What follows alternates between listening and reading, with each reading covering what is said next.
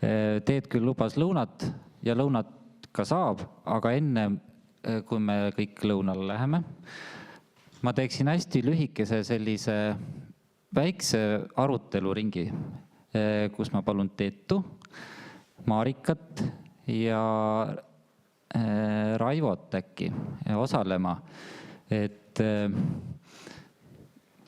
tänased ettekanded on olnud üsna eripalgelised ja see oli muidugi nimme niimoodi mõeldud, et nad oleks eripalgelised.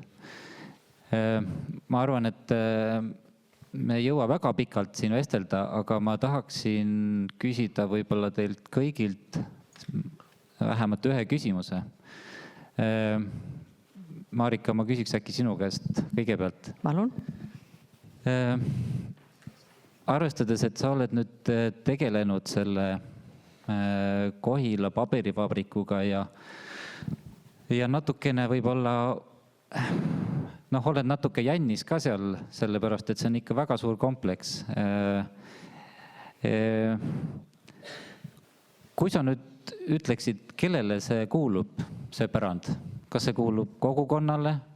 Kas see kuulub kohaliku omavalitsusele? Et kes sellega peaks tegelema? Kes selle vabriku nagu korda tegemise eest peaks vastutama või kelle nagu hingekeeli see peaks puudutama? No, panid nüüd alles mulle pirnisi. Ja see on tõesti tohutu kompleks ja tegelikult on see, asjaolu, mis teeb asja segadsemaks on, et see vabriku hooned kuuluvad osaliselt Kohila vallavalitsusele ja osaliselt Soome eraisikust ettevõtjale. Nii et ja see on veel väga ebaloogiliselt jaotatud, nii et see maja ongi nagu kahe omanikuga. Nii et juriidiliselt võiks ju vastata, et kuna nemad vastutavad selle eest, nemad on need omanikud, siis äkki see võiks olla nende mure. Aga kui me nüüd mõtleme natuke edasi, siis saame aru, et kohalikul omavalitsusel Kohilat me ei saa ju siin Tartuga võrrelda. On neid vahendeid ja ressursse oluliselt vähem. Ja teiseks Eestis elav Soome ettevõtja, kellel Kohilaga pole mingit sidet kui see, et ta saab ühest ruumi osast üüritulu, et siis on ka raske nagu näha seda, et mis see tema missioon peaks olema. Nii et tema ruumides meie tegelikult MTÜ-na tegutsemegi, nii et ta on meile täiesti tasuta need ruumid kasutada andnud. Me loomulikult oleme väärindanud, sest me oleme 5 aasta jooksul sinna ikkagi üksjagu investeerinud ja töid teinud. Ja kellele siis Kohila vabrik või vabriku pärand kuulub? Ta kuulub kindlasti nendele Kohila inimestele, kellele on see oluline ja tegelikult me näeme läbi nende sündmuste, et ta on väga oluline. Et kui siin Teet tegi just ettekandes tõi välja 2 olulist asja, et kellele kuulub see lugu ja see lugu vaja inimestest kätte saada, siis mõnes mõttes see meie esimene portreefotode nagu projekt tegelikult seda just tegigi, et me kangutsime sealt neid lugusid, saime, aga neid lugusid on muidugi hullult palju rohkem veel, et seda peaks tegema. Nii et võib-olla siis vastus oleks selline, et ta kuulubki, see elluvõratamise ülesanne ongi nende inimeste peal, kes ise selle vastutuse võtavad.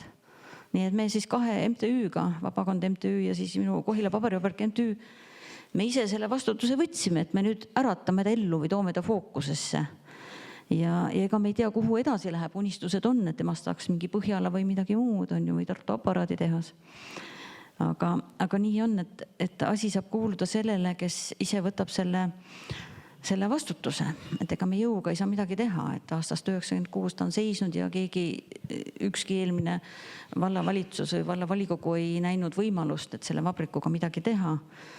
Nüüd õnneks on meil oluliselt edumeelsem uus koalitsioon, nii et ma loodan väga või juba tean, et meil läheb juba nüüd palju paremini ja meil on tegelikult plaanis avada seal nullrestoran, mul ei tulnud ennem Riinu küsimust meelde. Mikk Jürjens on nüüd meil see, kes veab nullrestorani ideed. Nüüd ma läksin juba liiga pikaks, aitäh. Ei, väga hea, selles mõttes, et see on kõik tähtis. Ma tegelikult tahaksin Teidu käest küsida järgmise küsimuse, sellepärast, et mul on tunne, et Põhjala ongi just see nagu hüpanud natukene juba edasi. Et ole hea, ütle see retsept, kuidas teha siis toimivat sellist tööstuspärandi keskkonda. Et Excel jookseks kokku ja inimestel oleks tore.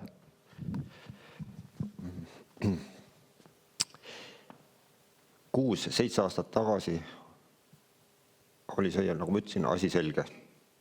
Nagu ma siin ka pilte näitasin, noored inimesed, äriplaanid,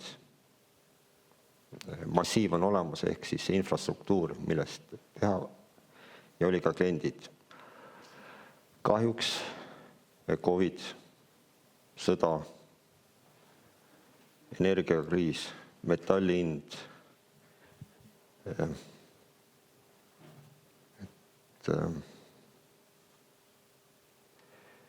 raske. Võib tunduda, et on kerge, aga head vastust siiamaani otsime. Et seda mudelit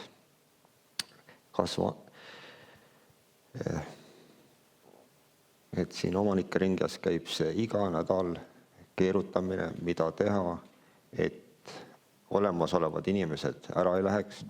Kahjuks käsitöölised on kõik oma, jälle minu interpretatsioonil, kõik oma säästud, kõik oma varad ära kulutanud, et enam ei taha saada eksklusiivseid ruume, ägedaid, töötavad kodus, asemele tulevad arvutiga töötajad, programmeerijad, arhitektid, kõik, kelle jaoks on tarvis ainult arvutit ja ruumi.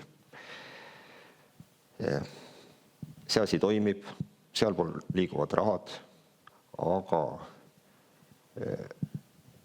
ma ei taha halvasti öelda, aga seal on, need inimesed on veidi, ei ole nii ühiskondlikult aktiivsed. Et tuleb leida kuskil seal kuldne kesktee ja kohutavalt mis tahes hoonel või hoonete kompleksil tuleb leida võtmeasutus, võtmefirma, ettevõte, mille pärast inimesed võtavad tee sellesse asutusse, olgu see nüüd muuseum, olgu see nüüd mingi kunst, olgu see mingi teater, olgu see mingi pagaritöökoda, olgu see nüüd Põhjala õlletööstus, et mingi asi peab olema, mille pärast, mitte Põhjala, sõnad tagasi, tuletorni. Et leida mingeid selliseid võtmeasutusi, võtmeasju, mille pärast inimesed tuleksid. Et hooneid ennast vaatama, võib-olla laternamatkad käivad, aga leida seda X-faktorit, mis inimesed võtaksid käigu ette. Vist läks sellesse küsimusse. Ma usun küll, et see jutt läks paljudele hinge. Ja mul on Raivole veel selline küsimus, et milline roll peaks olema arhitektil seal? Kas sellisel puhul peaks olema arhitekt vahendaja, kes toob kõik huvilised kokku, omaniku, ehitaja, ma ei tea, potentsiaalse kasutaja ja nii edasi, kohaliku omavalitsuse? Või kui me nüüd vaatasime need joonised, mis sina näitasid meile ja neid projekte, et siis sealt tuli välja ka selline nagu ikkagi looja natuur, et sa tegid maamärke. Et kummana sa näed ennast pigem selliste objektide juures? Tead, ma vahendaja rolli arvan, et selleks on ikkagi teised inimesed, et mingi koht nii-öelda käima tõmmata ja nii nagu Teit ütles, et see ei asenduks ainult arvutiga töötajatega inimestega, et see, ma arvan, et siin ongi see nii-öelda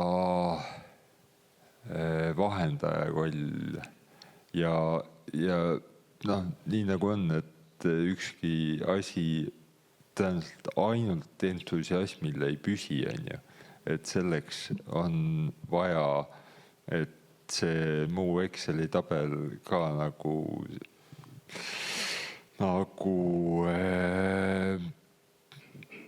heas suunas läheks, on ju, ja võib-olla siin on see arhitekti roll, et aidata kaasa kogu asja toimimisele, tehes nii-öelda maamärke, noh, Põhjala puhul ankru 8, on ju, et mis aitab nagu kogu seda suuremat kvartalit hoida, ma ei tea, inimestele atraktiivsena ja samas ka majanduslikult toimivana, on ju.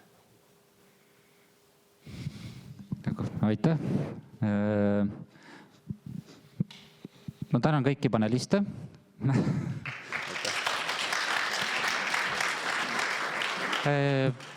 Meie vestluspaneel oli lühike, aga minu meelest väga sisukas.